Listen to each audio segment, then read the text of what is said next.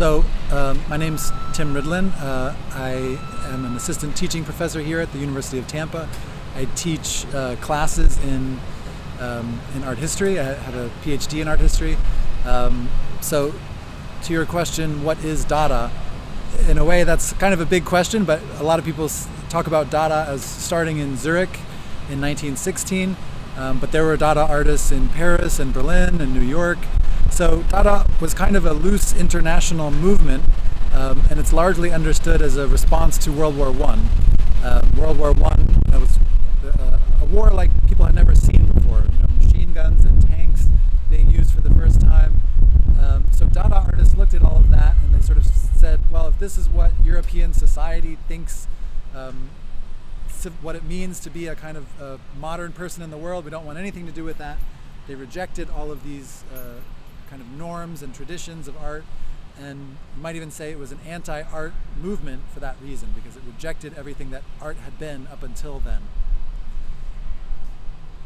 How and when did Dada start? So how and when did Dada start?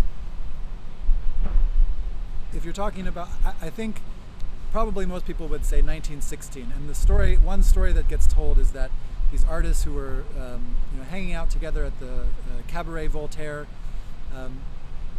they got together and they randomly opened a dictionary and chose a word somewhat randomly and landed on the word Dada. So that's kind of the origin story. I'm not sure if that's actually true or if that's a story that they sort of concocted after the fact. But either way, the story there is indicative of the spirit of Dada, which is that it is embracing chance, embracing meaninglessness.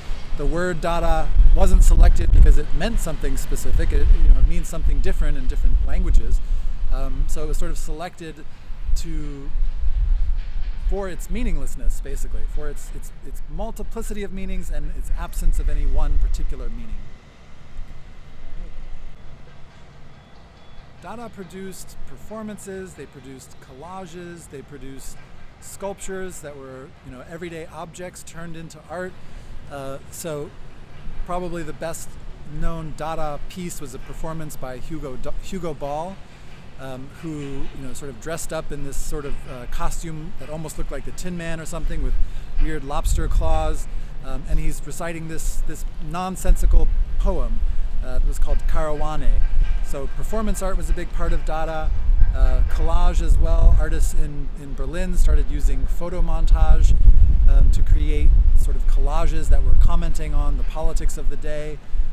Hannah Hawks' Cut with a Kitchen Knife sort of gives you some indication that Dada was also often using violent gestures, sort of using the language of cutting and knives and using that language of violence, but in a way to almost critique the violence that they saw happening in World War I. Famously, Duchamp, who's sort of loosely associated with Dada, although he was working in New York, he pioneered the strategy that he called the ready-made, taking everyday objects like a snow shovel or a bicycle wheel and turning them into art just by virtue of selecting them and exhibiting them in a gallery.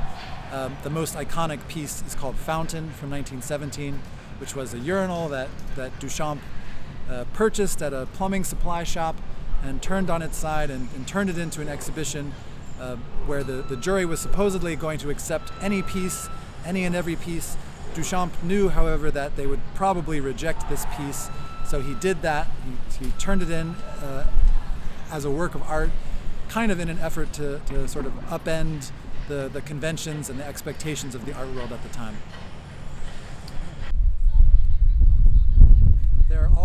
You also might consider the artist Maurizio Cattelan as a Dada artist.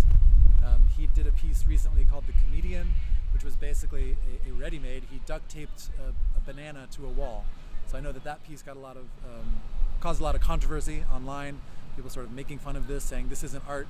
But it has all the features of a Duchampian ready-made. He took an object, exhibited it, claimed it, named it art, called it art, gave it a title, The Comedian, right? So that's also an important part of ready-made strategies, is to title the work something, to change, take an everyday object and turn it into art simply by calling it art and by giving it a name and putting it in the exhibition context.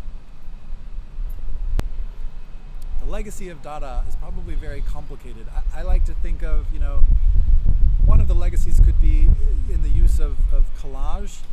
If you count, a lot of what Berlin Dada was about was photo montage. So I would think of it in terms of those strategies, right? So photo montage might be a big legacy of Dada. Also the use of chance, right? So Dada artists were some of the first artists who really valued just letting things happen by chance and sort of trying to capture things through chance procedures. So that legacy really trickles down to us today.